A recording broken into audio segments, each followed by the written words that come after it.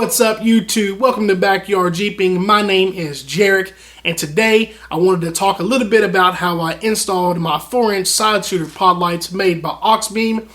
Now, unfortunately, I was unable to get an actual install video. I did have to get these on here pretty quick, so me and videos is an all-day process, but I will be recording a video on doing the rear lights.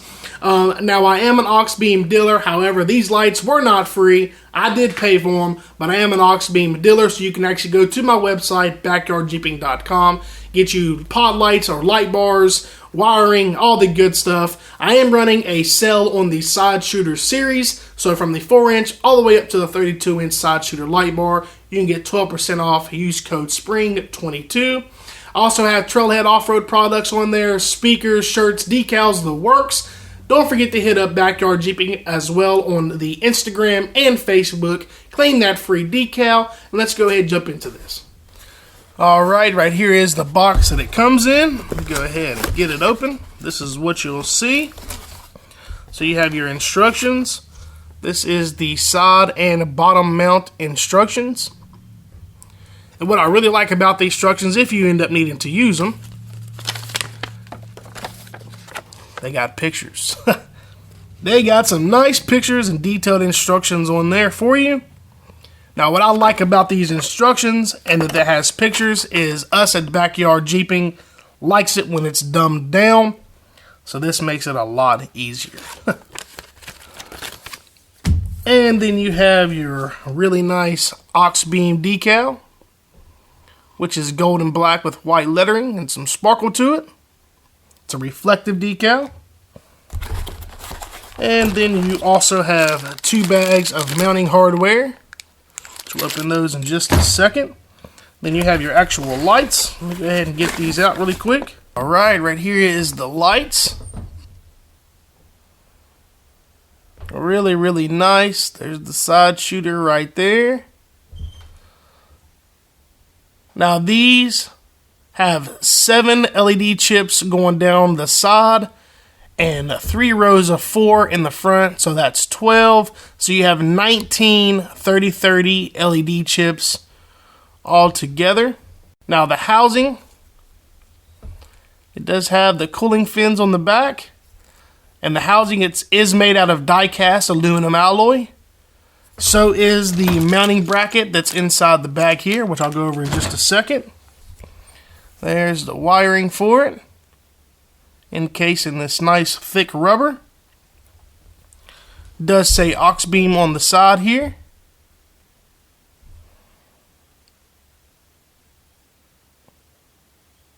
Really, these things are really nice and bright. So a little bit about these lights. They are 1800 lumen. They have a lifespan of 50,000 hours. Like I said, they are die-cast aluminum alloy. They are waterproof rate of IP67. They are shockproof, waterproof, dustproof, and anti-corrosion, so you can put these bad boys on anything. Jeep, truck, ATV, UTV, snowmobile, your boat, your tractor, your Humvee, whatever you want to put these things on, they'll go on to.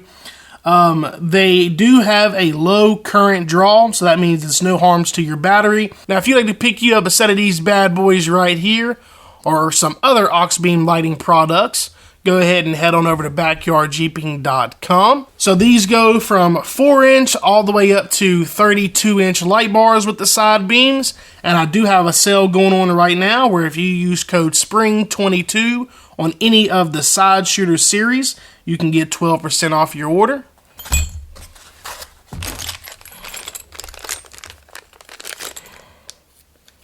So inside your bag, I'm just going to dump it all into this little foam so that way I don't lose anything.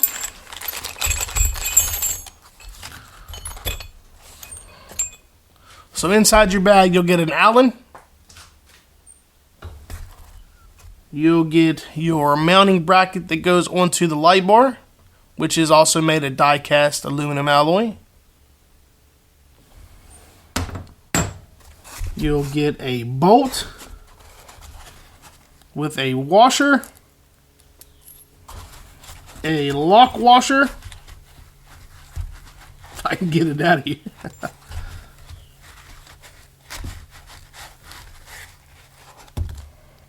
lock washer and a nut.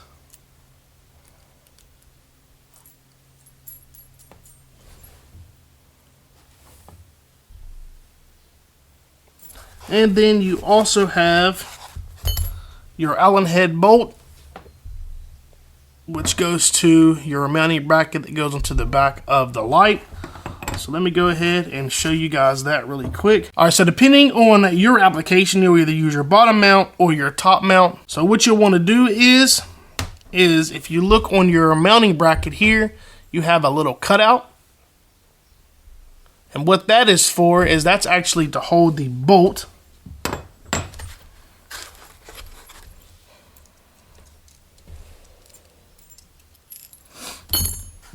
That's so that way whenever you put your bolt in, it makes it to where as you're tightening your nut, the bolt head won't spin, because once this is on the light, you're not going to be able to get a wrench in there.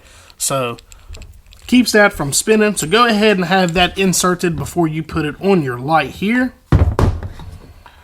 So then what you'll do is you'll just line up this slot with the hole there.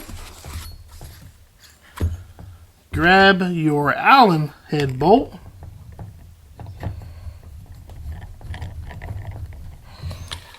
Put it in there like that. Now I wouldn't tighten it up all the way until you figure out what angle you want it, because then that leaves some room for adjustability there.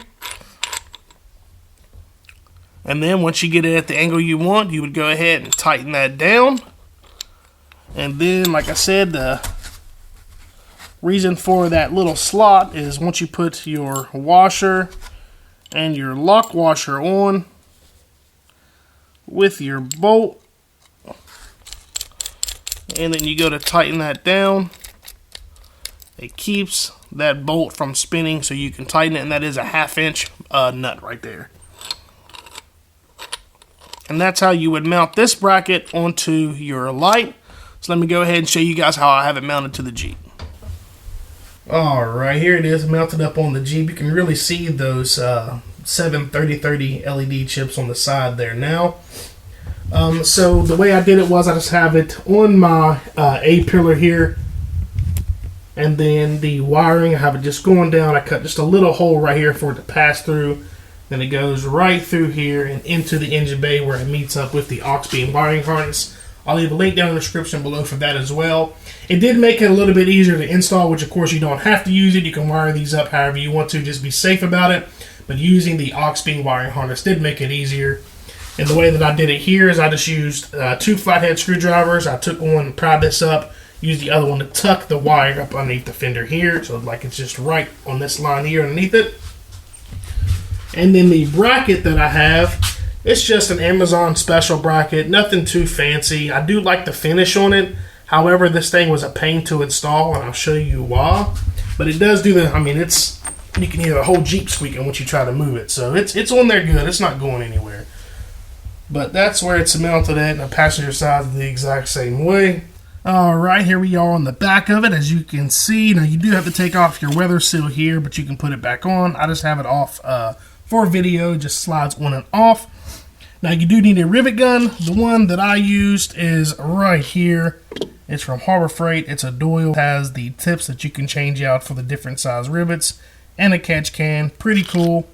I'll leave a link in the description for that. Now about this bracket, I like it. I like the finish on it. It's a good bracket, but it's cheap. It was, I think, like 20 bucks on Amazon. So of course it's going to have its flaws. Now the only 2 things that I didn't like about it was these rivets are 3/16, not a problem. However, the holes in the bracket, the pre-drilled ones, weren't for 3/16.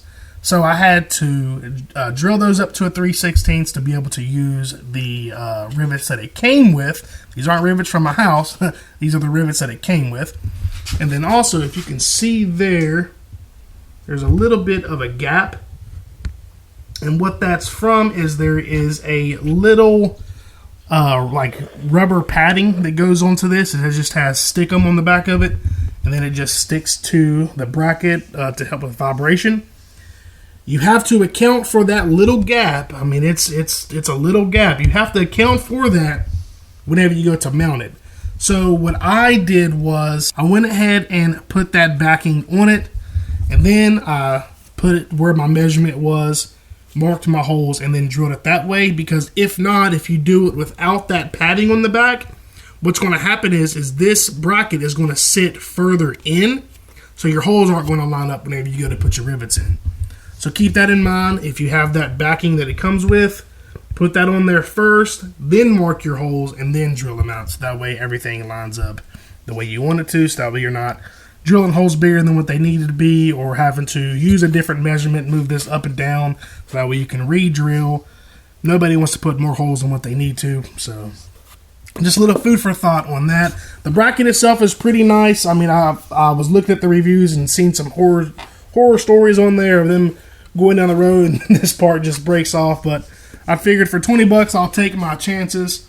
But so far, it's holding on pretty good. I mean, I've shaken this thing and the whole Jeep shakes, as you can hear my squeak. So yeah, that's just a little bit on the bracket and how I mounted it.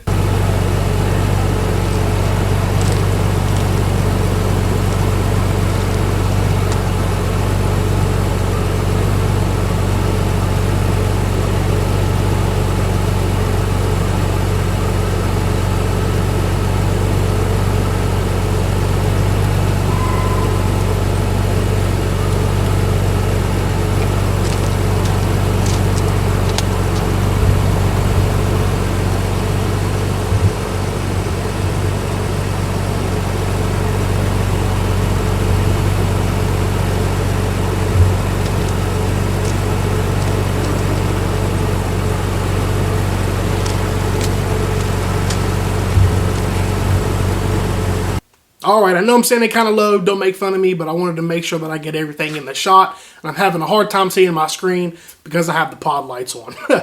So hopefully you guys enjoyed this video. Sorry I couldn't get an actual install video, but I had to get these on pretty quick, and you guys know me and videos are an all-day process. But I am going to be recording an install video of doing the rear lights, so stay tuned for that. Please like, subscribe, and share. Leave me a comment down below. Don't forget to hit up backyardjeeping.com for all your pod lights, light bars, speakers, trailhead off-road products, as well as shirts and decals. Don't forget to use code SPRING22 if you end up getting the Side Shooter series. Also, check out the Instagram and Facebook at Backyard Jeeping. Claim that free decal. Links in the description below, and I'll see you guys in the next one.